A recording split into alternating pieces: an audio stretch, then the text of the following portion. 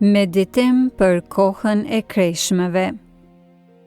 E hëna e javës së madhe, parathënia e tradhtisë dhe dashuria e patundur e Jezusit.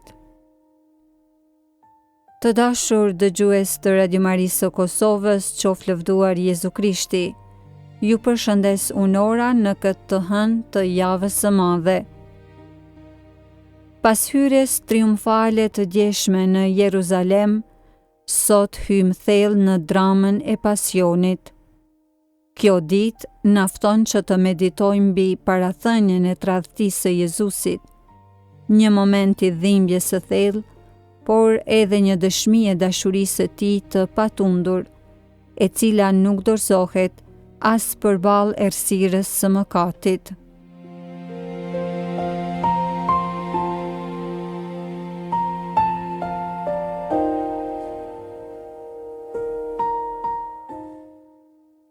Për sot, le të dëgjojmë nga Ungjilli sipas Gjonit, kapitulli 12, vargjet 1 deri 8, ku Jezusi parathot vdekjen e tij, dhe Maria Magdalene I lyen këmbët me vaj të çmuar, ndërsa Juda shfaq shenjat e para të tradhtisë.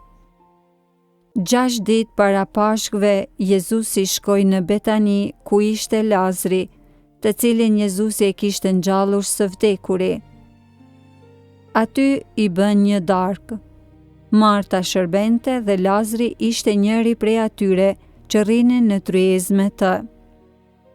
Atëherë Maria mori një libër me vaj të pastër nard, shumë të çmuar, dhe I lau këmbët Jezusit dhe ja fshiu me flokët e saj. Dhe shtëpia u mbush me erën e vajit. Por Judas Iskariot, njërit prej dishepujve të tij, ai që do ta tradhtonte, I tha: "Pse nuk u shit ky vaj për 300 denar dhe t'u jepej të varfërve?" Këtë e tha jo sepse I interesonin të varfrit, por sepse ishte vjedhës dhe duke pasur arkën e parave, merrte të shvihej në të. Atëherë Jezusi I tha: "Lëreni të qetë, këtë ajo e bëri për ditën e varrimit tim, sepse të varfrit I keni gjithmonë me vete, por mua nuk do të më keni gjithmonë."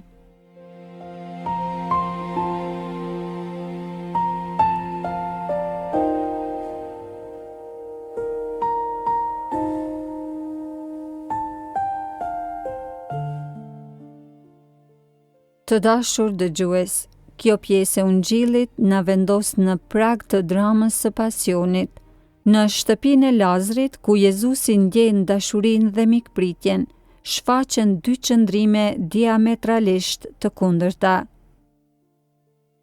Dashuria e shfrenuar dhe vetmohuese e Marisë, dhe egoizmi I fshehur I Judës. Maria, me veprimin e saj të lyerjes së këmbëve të Jezusit me vaj të çmuar, tregon një dashuri të pafundme, por edhe një parathënie të varrimit të tij. Ajo dhuron më të shtrenjtën që ka, pa bërë asnjë llogari.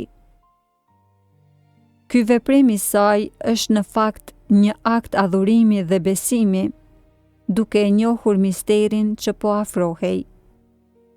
Nga ana tjetër, shfaqet figura e Judës. Komenti I tij mbi shpenzimin për vajin për të varfrit, si një maskim pas një shqetësimi social, zbulon realisht zemrën e tij tashmë të pushtuar nga lakmia. Jezusi e di këtë. Ai e njeh tradhtarin e tij. Megjithatë, ai nuk e dënon Judën publikisht. Ai vazhdon që t'i jap atij mundësinë për rikthim. Pikërisht kjo është dashuria e patundur e Jezusit. Ai e di se çfarë po vjen. E di se një nga 12 dishepujt e tij do ta tradhtojë, por nuk tërhiqet nga misioni I tij. Madje edhe përballë tradhtisë, ai vazhdon që të ofrojë dashuri dhe mëshirë.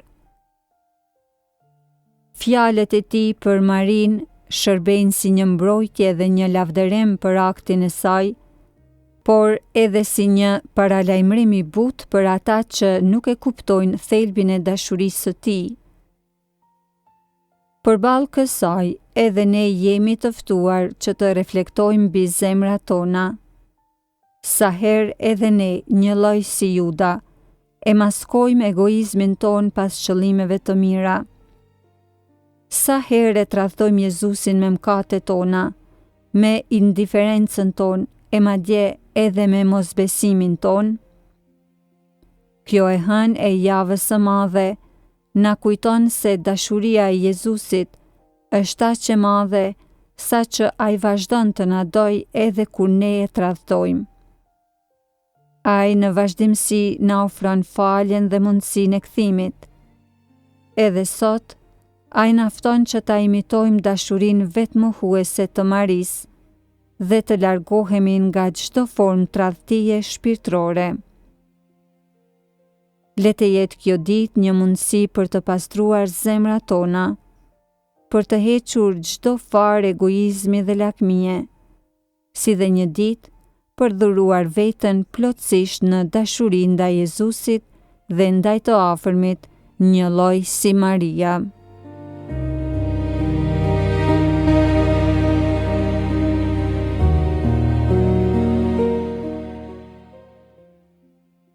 Të lutemi së bashku.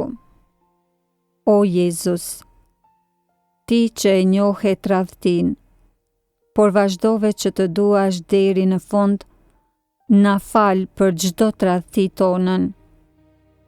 Na jep hirin që të kemi një zemër bujare dhe që të dashurojmë me vetmohim, një lloj si Maria Magdalena. Na ndihmo që ta njohim dhe që të ndjekim vullnetin tënd, duke shmangur çdo tundim të egoizmit. Ti që jeton dhe mbretëron në shekuj të shekujve. Amen.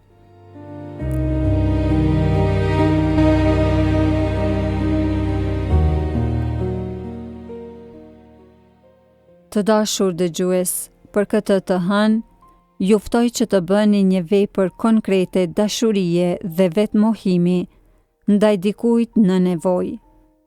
Mund të jetë një vizitë, një ndihmë, një fjalë ngushëllimi, ose thjesht të dëgjoni dikë. Bëjeni këtë me dashurinë e Marisë. Zoti ju bekoft dhe ju udhëheq në këtë ditë të shenjtë.